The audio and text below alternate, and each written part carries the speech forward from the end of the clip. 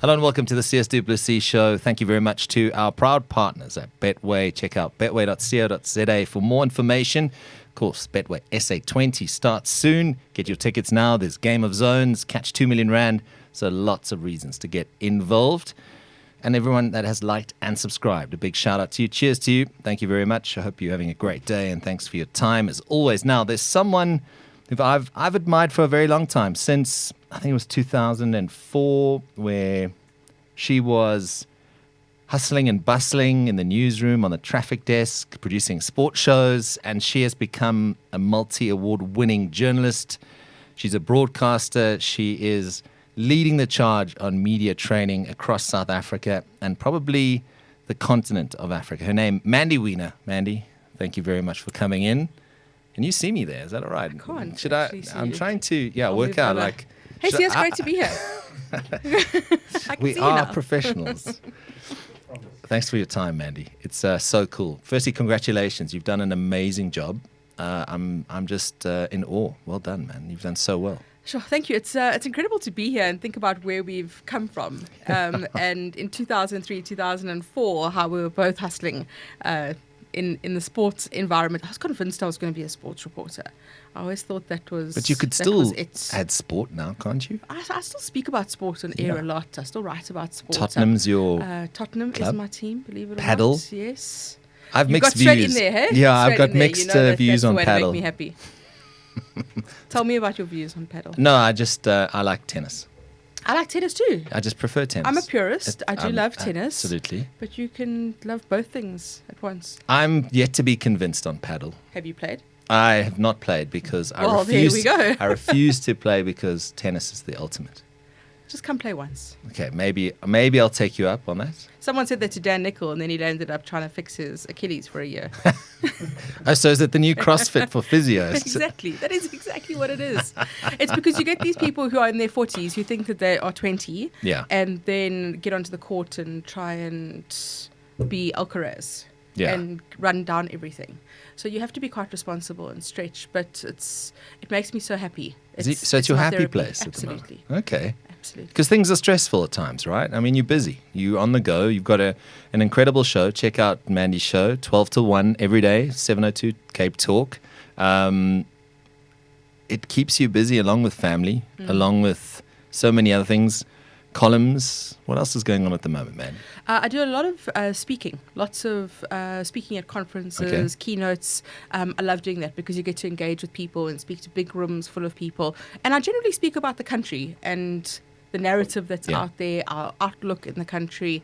I'm sure we'll get into it, but I'm remarkably positive about South Africa, which people always struggle to comprehend because my job literally is to tell people how bad everything is. Every day. Put it in the spotlight, firmly in the spotlight. We'll get to that. But do you still get nervous? You know what I mean? Like, so you've been behind a mic for so many years. When you switch on that mic, is it just almost like, and it's meant with all respect, a lot of people, and I get it even with live TV, when it's autopilot. Like, you literally go, boom, the switch flicks, and there you are. So I do go onto autopilot quite often. It depends what's happening. So if there's a big breaking news story and I can appreciate the gravity of the moment, then my heart starts to beat faster and I start to get anxious. And you have to concentrate on slowing down your tone and making sure that you are deliberate in what you say, because you can get carried away with the adrenaline of the moment. So I was at the ANC conference at Nasrec in December. And I was sitting on the floor with all the other journalists, because that's where they put the journalists. You sit on the floor. In their place. Yes. And I was doing live crossings while the election results were coming out. Yeah. And that's a big buzz because it defines the trajectory of the country. Absolutely. So you really do have that front row seat to history. You do get to witness that. And that comes with a lot of energy and adrenaline. So you need to manage that. I don't get nervous necessarily. If I go out on stage to speak at a conference and there's 1,000 people in the room, I don't get nervous at all. Really? Not even a little flutter? Or Not really. So you're a machine. No, but I think a lot of it is confidence. Absolutely. Right? Yeah, fair enough. And it's about doing it more often, and the more you do, the better you get, the more confident you get. The more you do, the better you get, the more confident you get. That's right. So I think that because I've been doing it for such a long time, I don't get nervous. Yeah. But I still get excited. That's good, man. That's good. This is bugging me. Sorry, Ray. Can we just drop Mandy? Yeah. I want to look her in the eye. Hang you know on. what I mean? Can I do that? Yeah, that's cool. How does that sound? That's much better. Mandy knows her way around. I thought I didn't want to touch anything. So You can touch anything on our studio. there we go. That's better. Do you remember that? Don't Sure. touch me on my studio. Chris Murrelling. Crazy. So how are you enjoying the show at the moment? Because I when I can, I tune in and I listen, and I think you're doing a phenomenal job. I love that it's an hour. It's so concise. You get straight to the point, and anything that I've literally missed, I can get comment and opinion on it. You enjoying that space from the reporting role into the transition? So for me, it is the next logical step from reporting.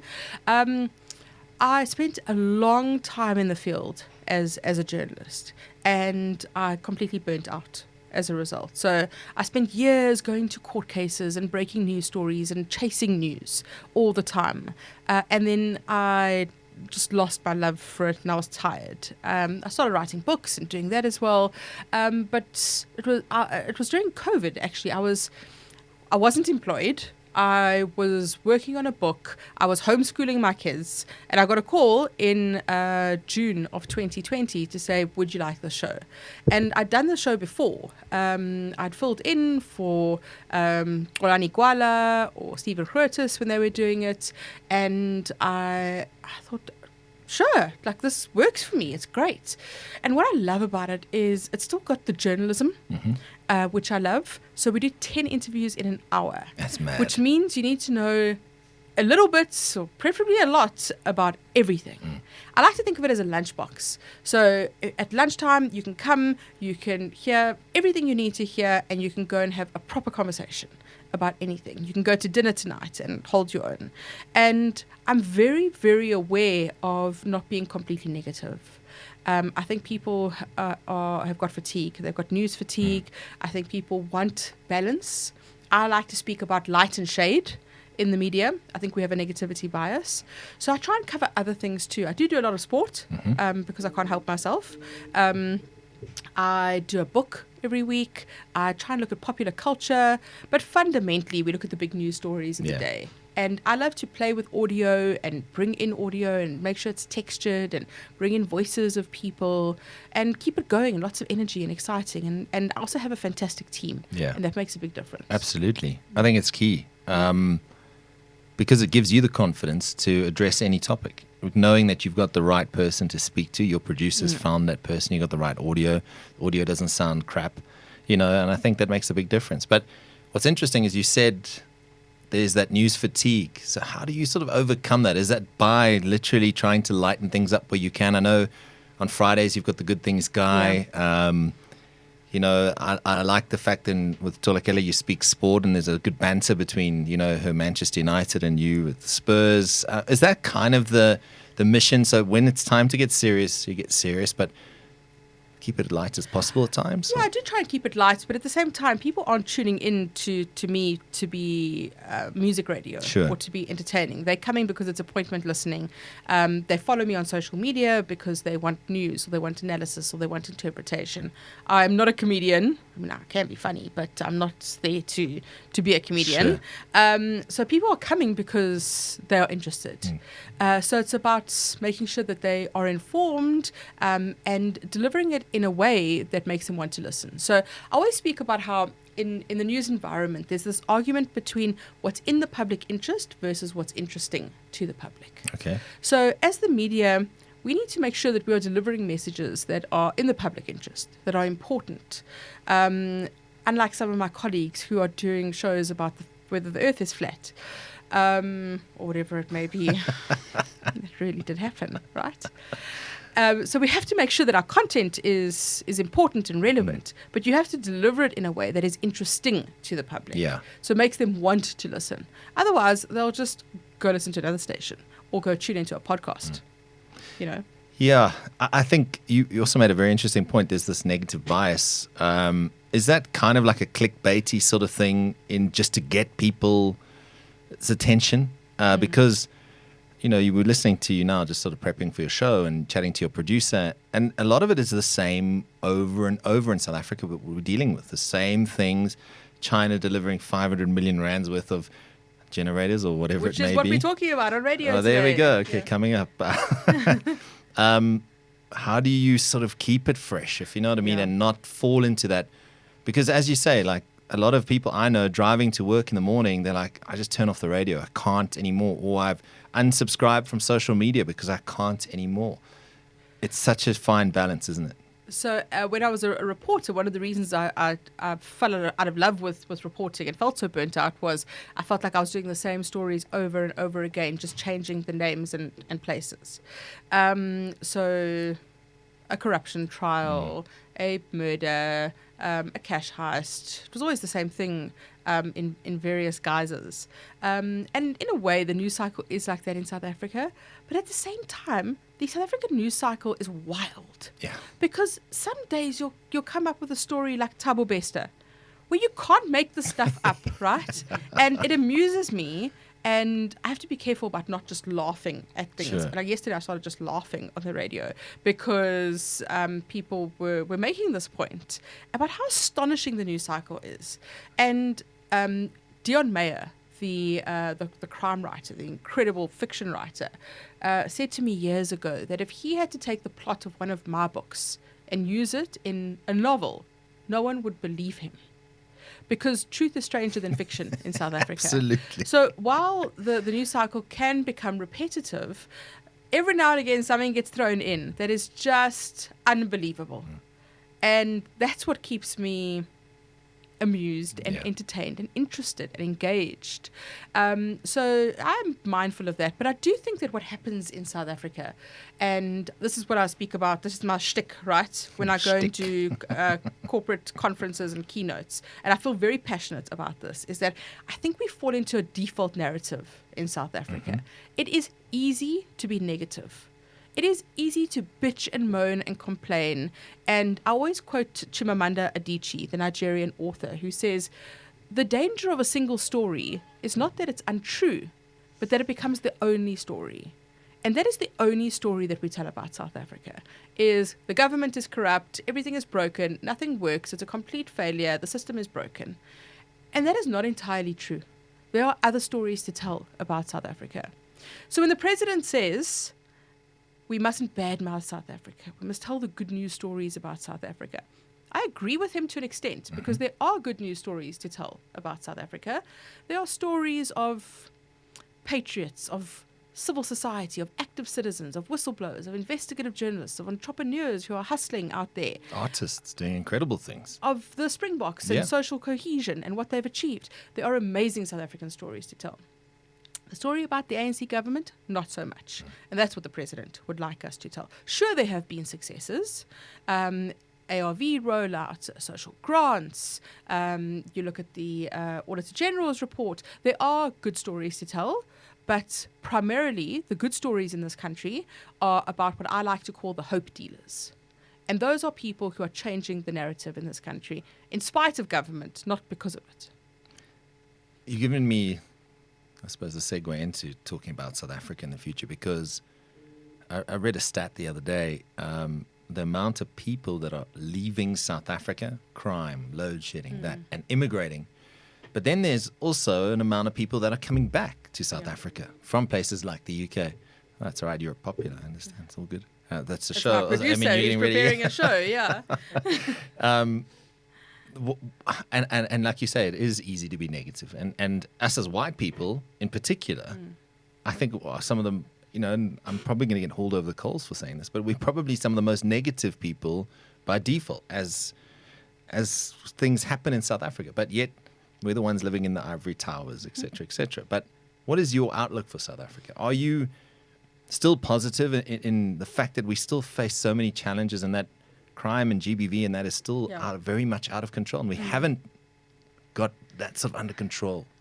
there are very serious problems in South Africa. So I'm not Pollyanna about the situation. Don't think that I'm going out there and saying, oh, the country's great. Beating the drum. Actually, it's amazing. We just need to change our view and rose tint our glasses. That's not the case. My job every day literally is to talk about what is wrong with the country. However, I don't think we can leave it just to government to fix the situation. Imtiaz Suleiman always says you can't leave it to 7 million tax-paying South Africans to fix the problem on behalf of 60 million South Africans. We're seeing the private sector now stepping up and saying we can't leave it to government. So there are various work streams and cooperation happening between the private sector and the public sector. And I'm of that view too, is that I think that many South Africans do like to bitch and moan about the situation and call out the government. But for me, it's about what people are doing individually. Yeah. And I know people are going to say, I pay my taxes, government should deliver services. Yeah. Why must I now go and do things if government's not going to deliver? But I really do feel that we need to be active citizens. I think that we need to roll up our sleeves, get involved, make a difference. It's about just making yourself more aware. So paying attention to the news, educating yourself, registering to vote, going out to actually vote, finding out who your local police station commissioner is, who's your local councillor. Is there a program that you can get involved in? Can you support a civil society organization? Set up a debit order. Pick up your trash. Just pick up your trash, man. Just like clean up, be proud, be patriotic. And I know that we can still complain about government, but vote. And we have a big voter apathy problem in this country. So we really do need to hold power to account. What is my outlook for the country? So I think that we're in a very difficult place at the moment. And we're going into an election year next year. We are very much in the land of coalitions. So it's very possible that the ANC could fall below 50%. We could have a coalition government at national level. And we know it's an absolute shit show at local government level with coalitions. So it could get worse before it gets better.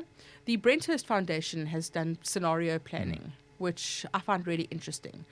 They've done a lot like what Clem Santa did in the 80s with the high road and the low road. And they've looked at various scenarios called the good, the bad, and the ugly of, we could go down the path of a Venezuela or a Zimbabwe. We could go down a path that is more promising about the country. So I do think there is a way out. Okay. But it means that we need to make things happen. Yeah. We need to change the government. Or we need to get the ANC at the moment to make things happen and not stagnate. Yeah. It's interesting. I think I was listening to your show and I'm not sure exactly the source, and forgive me for not crediting it properly, but if the ANC fell below a certain percentage, I think it was below 50% or something, there was behind the scenes talks with the DA. Is that confirmed that it has happened? I know it's a bit sort of murky in terms of both parties. Yeah. But is that something you foresee happening? So Adrian Basson, that's right. Yes. editor-in-chief of News 24, and Quinita Hunter, who's the politics editor at News 24, have written a book which looks at who rules South Africa. And that was an interview that I was doing with Adrian, because one of the things that came out in the book was that there are secret negotiations happening between the ANC and the DA, because we could see, that's one of the scenarios that the Brenthurst Foundation looks at, is we could see a more centrist coalition where the ANC and the DA go into a coalition. Everyone's denying that. Obviously, the DA is saying absolutely not. That's not on the cards. But that would, one of the scenarios is we could see the ANC being in charge of government, the executive, because we have separation of powers, and the DA being in charge of Parliament in terms of the Speaker and the oversight committees, which would have accountability. I think that there are options. So anything could happen. We really are at a crossroads in the country at the moment. But what is undeniable is that the situation currently is untenable. Yeah. Because things are just not working out at the moment. Yeah, you're right. And so important, please vote. If you're in South Africa, if you're watching in South Africa, if you haven't registered yet, you need to vote. Please do it, because you can't not vote and complain. If you vote, all the right in the world to complain. Speaking of books, is it hard work writing a book? I mean, you've written a few, and congratulations, they've done incredibly well. But is it something that is cathartic? Or is it something that is like, this is actually a bit of a ball ache at times? Yeah, it becomes a bit of a ball ache. Yeah. It does. It's very gratifying. Mm-hmm. So initially when I started writing books, the first book I wrote, I'd never written anything more than a magazine article. And I was young and I was ambitious. Back in the day. Yeah, back in the day. Only a few years ago. Yeah. And I thought, I want to write a book. And I wrote Killing Kebble in about 3 months. And it became this mad publishing success story, which I did not anticipate. Yeah. There's a problem when your first book does that, because the rest of your life is you are constantly chasing that kind of success, which is basically impossible in this country. Jacques Poe has managed successfully to do that. So it's become harder in a way because I have children. Yeah. So I have less time. I'm doing lots of other things, so I just don't have capacity. And books are grueling. They really are very taxing, and people don't realize that, is that you go through various edits and there's a process. Radio, I can go on air and I can talk, right? You can switch off the mic at the end of the show. Exactly. But this, it really takes a lot of time, a lot of research. Yeah. You're in isolation a lot of the time. It is a very lonely process. But I do love it. There's nothing like seeing your book in print. And the second book, I see you've said in a few articles when you interviewed about it, the Ministry of Crime, that you didn't have a family at the time. Yeah. So you felt a bit more free writing that. Whereas I suppose today, like, you've got to think, I've got a family, public figure, that sort of thing. So I would not do Killing Kebble or Ministry of Crime now. Okay. Wouldn't do it. And it's tricky, right? Because many people have an expectation from me that I am the person who writes about organized crime and the underworld, and everyone's like, what's your next book? What are you working on? Expecting some kind of expose of some kind of criminal network. And I just do not have the appetite for that anymore. I know it's disappointing, but I just can't do it. I realized the risk. Yeah. When I was younger, I did not care. I was bulletproof. It didn't matter. I was intrigued and fascinated, and I was very happy to take risks. It didn't occur to me that there could be a problem. And I was spending a lot of time with people who moved in those circles. And now I don't want to go anywhere near it. For a few reasons. The one is I have children. Yeah. The other one is I don't think the police is what they were a dozen years ago. So I don't have as much confidence in the fact that they'll be able to protect me necessarily. I may be wrong on that, and that's just it's up for maybe debate. it's just my heightened sensitivity around it. And I just feel like I've left that world behind now. So I'm unlikely to do a book like that again. I actually texted Barry Bateman the other day, and he's doing phenomenal work. And that Oscar Pistorius, I know you say you're tired of it's you had to find a way. Yeah, hey? You had to find a way. Couldn't help yourself. Are you kidding? But that book also changed your life in a way, because it was a court case that captivated the world, not probably outside South Africa more than in South Africa at the time. So I wrote that book on the Oscar Pistorius and Reeva Steenkamp story with Barry Bateman. And I'd agreed to do that book and then fell pregnant. And I'll never forget, I was sitting in the gynae's room, and he told me the due date. And the due date was a week before the trial was supposed to start. And I said to him, well, is there anything we can do about that? So I was sitting at home with this fresh new baby, and it was raining. It didn't stop raining for 2 weeks, and I am fairly certain that I had some postpartum depression, and I was watching the Oscar Pistorius trial and trying to write an international book at the same time. And I had a newborn baby for that, the whole year was when we wrote the book, and the book came out in the October of 2014. But that whole episode is something that I do not enjoy speaking about. You'll find many journalists in this country are very reluctant to speak about that case. Yeah. And you've had requests. I mean, I know I bugged you for an interview, and I respect your I just reasons. ignored you. You did, but that's cool. I totally blue-ticked you. That's fine. I got your number. But I think the fact is, like you say, it was draining and mentally just exhausting. And you even told me just before we started the recording, a bit of PTSD in a way. Yeah, I think that a lot of journalists who covered it. I mean, there's one journalist who was telling me that they have this cognitive reaction whenever they hear Oscar Pistorius, that they pretty much fall asleep. They just like something in their brain switches off. And I have this visceral reaction to it as well, just because it was such a big story. There was so much interest that it became quite ugly. The environment around it became very toxic. From a media perspective, from people being competitive, from the various interests on both sides, to the public reaction. People were very emotionally invested.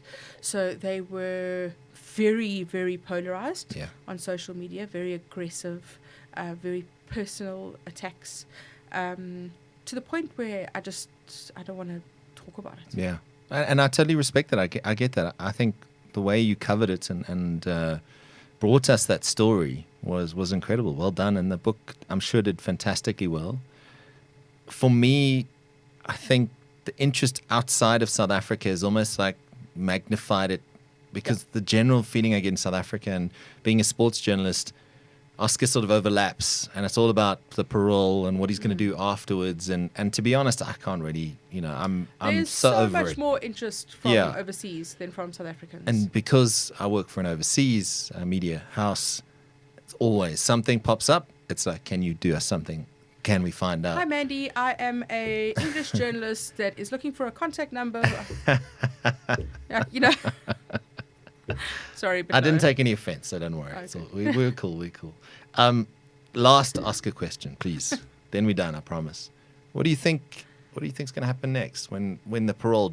Are you expecting a media frenzy again when he comes out? Is he going to slip into the night sort of thing? Is he going to go to the UK? I mean, there's all these. So he can't go to the UK because he has to stay within. Oh, I see. Yeah, he has to stay within the boundary of South Africa. Yeah, no, of where his uncle lives. Oh, really? In Waterkloof, he has to stay in that area for a period of time. So I think he's unlikely to go anywhere else. I mean, my expectation, and I could be wrong on this, is that I think he'll keep an incredibly low profile. I'd be surprised. Maybe he'll do one interview. I'd be surprised if he tries to rehabilitate his public persona. I don't know if that would be possible. Sure. But we've seen it happen. We have. We saw it with OJ. So the point that I always make when it comes to Oscar Pistorius is I think that there were two separate findings. The one was by the court of law, and the other was by the court of public opinion. And when I used to speak about this a lot in big rooms of people, I would ask a question to the room. And the question is, who in this room believes that Oscar Pistorius knew that Reeva Steenkamp was behind the door? Or who believes that he thought it was an intruder? Without fail, 99% of the room would put their hand up and say that they agreed, that they believed that Oscar knew Reeva was behind the door. Yeah. The court of law did not convict him of that. It did not convict him of intentionally killing Reeva. It convicted him of intentionally killing someone. And according to the evidence, it does not show that he knew that Reeva Steenkamp was behind the door. It shows that he thought that someone was behind the door. But the public does not care about that at all. The public has reached its own conclusion. So I think it will be difficult for him to rehabilitate his image because of that finding, even though the court of law did not find that. Yeah. Mandy, I won't ask you again. Thank you very much for sharing that. I appreciate it. Robert Marawa, you involved there. You got it. You got to get it right. Yeah, I had him on and he was so cool and he did it and I was like, damn man, I wish I could do that. And he's got this like voice, he's Robert. Respect, shout out to Robert Marawa. That must have been fun. Oh, it was so different to what I normally do. I think a lot of people were wondering why I was doing it. But I've always been...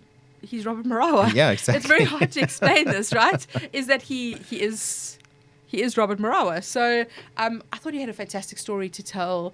Did he approach you, or how did that all even come about? I slid into his DMs. Okay. About something that was happening at the SABC, and then it took about 2 years of up and down, and I was saying, I think you should write a book, and then he eventually said, oh, let's write a book. Yeah. And I was between things, so I said, cool, let's do it. I like to call it a palate cleanser for myself, because it wasn't about organized crime or anything. I was just very interested in his broadcasting story, because the favorite parts about my story is about the book is where he tells his story about broadcasting and how he thinks about broadcasting and how he compiles his shows and who he speaks to and how he comes up with nicknames and references. And that for me was so interesting. So I did think, and it's important that we document these kinds of stories. Absolutely. Because there's so much value in younger generations reading about how this boy from rural KZN used to sit with his family's camcorder for hours on end and record himself, and how his mother used to keep the piles of newspapers, and he had come home from boarding school and go through each of them and read them, because that's proper groundwork. Yeah. That is proper commitment. And with younger people today, I find they rock up in newsrooms and they don't read. They don't do research. They're not willing to work. They're not willing to put in the hard graft. So... What is your advice to someone getting into the industry right now? I mean, it's not what it was when we started. It's changed significantly. But that's no excuse. In good and bad ways. Yeah. But there's no excuse for not doing hard work. Yeah. Doing your job. That, and rightfully so, editors and newsrooms today are much more conscious of mental health of reporters, which is so needed and is so important. I agree. When I was a young reporter, there was so much bravado, and we would be so flippant, dark humor about the things we were witnessing. And I'm a big advocate of therapy. And I went for a lot of therapy when I was a young reporter, because I was seeing such violent stuff. Lots of crime scenes, lots of dead bodies, dead children, the worst of it. Yeah, horrific. No, horrific. And, I think that at the time it was, it's part of the job. We'd put ourselves in the firing line. I'd rush off to a shootout and see if I could get there while it was still happening, because we needed to record the audio of the bullets flying overhead. I found myself once in the Noord Street taxi rank in like the basement, with police shooting on one side and taxi drivers shooting on the other side, and I was in the middle with my microphone trying to record the audio. And I always remember what David O'Sullivan said: keep your head down and your microphone up. Well, that's crazy, right? So I do think it's inherent. I think that for a young journalist who's coming into the environment now, you have to want to do it. You've got to be passionate about it. You have to read. You have to listen. You have to follow the media. You have to consume media. People don't read. They haven't got institutional memory. They don't understand context. So that's really important, is to make sure that you do that work beforehand. And graft. We were speaking about how I started writing on the traffic desk, writing traffic bulletins and call screening overnights and producing the sports show. So you've got to do it. Hours that have been put in that credibility tank, if I can put it that way. Interesting for me, Mandy, like if you look at sort of your journey and how you've come, you must have moments where you were like, yeah, this is good. I've done well here. Like where you pat yourself on the back, or like a highlight, because you've won several awards. There's also been moments where you've been like, why am I doing this? I'm sure you've asked yourself that. But like, what has been something that's been that sort of the fire in your belly that's got you going, that's got you through the toughest and the darkest times to where you are today? So I'm not big on awards. I think they're very subjective. Sure. I sometimes think, I shouldn't have won that one. Maybe somebody else should have. Or there's years where I think, that's not the right one. I should have won it. Fair enough. Not really. For me, it's not about accolades. It's very nice. Mm-hmm. I did once get criticized for being a brand journalist, like a celebrity journalist, when I was a bit younger, after killing Keppel and all of that. So for me, it really is about the journalism. And for me, it's still, when there's a breaking news story, that for me is everything. It's the only thing that reminds me about why I love to do what I love to do. Otherwise, there are days where I feel quite bored and repetitive. Okay. You would think, right, that this is the most exciting job in the world. And there are still days where I'm so bored. So bored. Another stage of load shedding. Yeah. The other thing also is that having to do a radio show every day, and you'll know this, Sias, is that you have to be on every day. And it is relentless. So I really struggle with that. I'm very grateful often that my show's only an hour. The thought of doing a 3-hour show every day and having to perform and pay attention. Other people can go to work and just cruise, unless you're a brain surgeon. Yeah. There are people that can just fly under the radar and just cruise through and clock the hours. But you have to really know what's going on. I do always say that I believe that I'm one mistake away from the end of my career. And I think we all are. I think, because absolutely. We can go on air today and say something madly offensive, and that's the end of your career in the current climate. You are cancelled, done. And it's very hard to come back from that. So you have to really pay attention and make sure. I do think that it comes naturally if you've been doing it for a long time and you're not an idiot and offensive and racist and sexist and a dose, basically. EQ also plays a huge part in it. IQ is one thing, but we often say EQ actually reading the room is often the difference between that. But it's also what you don't know about what you don't know. So I think that's because I come from a white privileged background and my lived experience is different to the lived experience of many people who are listening to me. I need to really think about that.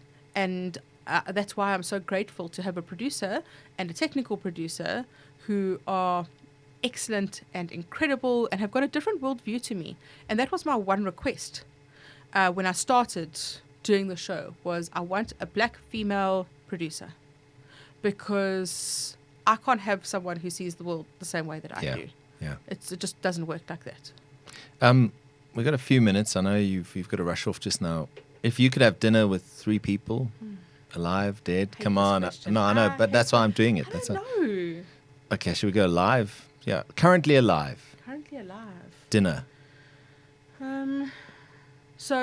Pink, because I love Pink. Oh, she's awesome. I just booked tickets to go watch her next year. I haven't told anyone this. Where? In Amsterdam. Oh, man. Yeah, I'm super excited about that. It would have to be somebody like sports, Roger Federer.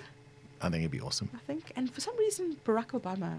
So I was in Grant Park when Barack Obama was elected as president of the US. I was in Grant Park with Peter DeToy, who is now the assistant editor at News 24. And we love to reminisce about this experience because it was just the most incredible journalistic experience to be there and witness history and you could feel the sea change. You could feel a revolution happening around you. So I think that would be quite interesting. But I sound like Tuli Madonsela, who always speaks about the Gogo Dlaminis, right? And for me, the stories that I love most are just stories of amazing normal people. Yeah. It's not about celebrities, and that's why I hate this question. Okay. Because I'm not editing it out, by the way. No, it's fine. Staying. No, that's cool. Mark that one. No problem. It'll be a reel on Instagram. The whole kind of principle of this question for me is wrong. Okay. Because people expect you to say what I've just said, right? Yeah. Is Oprah, Nelson Mandela. Yeah. Maybe Michael Jackson. Yeah, paddle champion. Yeah. Who is the paddle champion of 2022, Mandy? Augustine Tapia. You see. It really is. There we go. There's another one we'll keep. But do you want to play sports? We can play trivia if you want. Trivia. I love sports trivia. I actually would. I think you would do incredibly well. Superpower. You would do very well. Tottenham, happy with him at the moment? I think that the coach is doing good. Postecoglou. Yeah. Go. Say it. And Postecoglou. I just know Ange Ball. It's amazing how we're doing so much better without Harry Kane. I rate him. I'm a huge fan. I think he's excellent, but he's rocking the Bundesliga, so killing it. The thing about it's like Newcastle, right? We love them, but they're not going to win the league. Yeah, no, not yet. But it's just about, and I try to raise my son as a Spurs fan. And? So for the first few years, he was a Spurs fan, and then my husband, who has never watched soccer in his life, suddenly became a Liverpool fan. No. And now my son is a massive Liverpool fan. So they support Liverpool, and I still support Spurs, and they are loving life over there. It's a proper club, Liverpool. It's a proper club, and they can actually win the league occasionally. Sure. And I just feel like I've failed. So Liverpool play Tottenham at home. Oh, everyone around the TV. Except my daughter, who's sitting on the beanbag watching YouTube. She couldn't care less. She's probably got the right idea. Totally. 2024, what has it got in store for you? What are some of the boxes you want to tick in 2024? I've asked you the cliched. I want to launch a podcast to rival the Sias show. Anytime. No. More people who have podcasts, the better for the industry, I think. So obviously it's an election year. Yeah. So there's going to be a lot of work being done in the news environment around that. So helping people to make sense of that. I've done 5, 6, 7 elections. I don't know how many elections I've done. So it's about finding a way to tell the stories that is different and going to the rock and results announcements. It's about making it interesting. I'm working on a new keynote. Okay. I think I would like to write a book next year. So I have years when I work on books and years when I don't work on books, and I just had a year off. So I would really like to write fiction. Okay. I would like to write a crime fiction, and there are some people who are really, really on my case about doing this. I think it will do so well, Mandy. You must definitely do it. I can do it. Like I haven't got the. It's literally confidence. Like it's so hard. I've never written a book, and I probably never will. But is it a case of going laptops open? There's the Word document, and you go. So I don't look at it like that, and people have got different processes. Sure. For me, I feel like I need to research it and make sure, because it's got to be authentic and accurate, and you need time to do that. Okay. I would like to do that at some point. So it's not like Hank Moody in Californication, where he just goes right through the night. Although I do get some abuse from other writers because I write fast. Okay. So I write a lot faster than a lot of fiction writers because it's easier to write nonfiction. So I can sit down and... Because you've researched it, you've done the homework. Lastly, and I'm going to ask you a politics question, Dan. How do you think next year election's going to go? In your humble opinion. In my years and years of experience in the media space, yes, I've learned one thing. You do not make predictions. With elections or in politics in general? Sports. Anything. That's fair enough. Because if you get it wrong, you look like an idiot. Sure. I don't know. Gut feel. I don't know. Do you think it's going to be quite a shake-up just sort of based on it, or do you think we're going to have much of the 50 same? 50+1 for the ANC. Okay. I don't know. You never know. You never know. Well, that's why you need to vote, people. That's why you need to vote. Cast your vote. Who's going to win the league? I still think City. Liverpool playing some amazing football at the moment. I think Spurs have fallen off. I still don't think Arsenal I think they're a little bit of a soft team. Like in general, I think they're a little bit of a soft underbelly. They've got the depth, and I don't think they can do a whole season. Yeah, I rate Arteta. I like the style of football. He doesn't like to moan, especially with VAR decisions when Newcastle won. Everyone's moaning about VAR decisions. I still think City have the pedigree. They know how to play the league. Arsenal, I don't know. I wouldn't love to say that Arsenal should win it, but I think City is the team. Predictions are hard, right? Who's going to win Wimbledon? It's Alcaraz. Djokovic. predictions are hard. Let me ask you this then. Do you think you'll know the day will come when the day comes when it's time to hang it all up and sort of kick back and call it a day on this? Sports analogy in there, right? Yeah, you know what I mean, on your career, because you've done an amazing job, Mandy. I realize that nobody wants to. My worldview will not be relevant forever. Sure. And I think that there comes a time when people do lose relevance, and you become too out of touch. That's why I want a nice long career as a crime fiction writer, sitting on the beach and Murder, She Wrote 2.0. Yeah, exactly. I think you'll do so well. Honestly, you must. I think you'll do well. My retirement plan. Can I be a character, please? Okay. Ginger. Just throw a ginger. I was throwing a ginger. Yeah, handsome. Does he have to be called Sias? No, he doesn't have to. But I'll know there's that guy's based on. I do think the first one's going to be about a podcaster. So. True story. That's the plan. But that's cool. Yeah. Does he die? No, she's the hero. Is the heroine and solves everything. Exactly. Through a podcast series that she has. Exactly. And they get. I think it's fascinating. Of course you do. Do it. Yeah. Do it. Mandy Wiener, you're an absolute legend. I loved having you on the show. Thanks so much for coming through. And like I said, credibility second to none. Keep up the amazing work. Thank you. You're an inspiration to so many up-and-coming journalists. And just wish you all the best. And I can't wait to see your first novel that's not related to, crime syndicates or anything like that. You're going to wait a long time. I'm sorry. But thanks so much for sharing your time. And obviously, thanks so much to everyone who's liked and subscribed. We appreciate your time. Mandy Wiener, have a wonderful festive season and stay safe and keep kicking ass. Thank you so much for having me.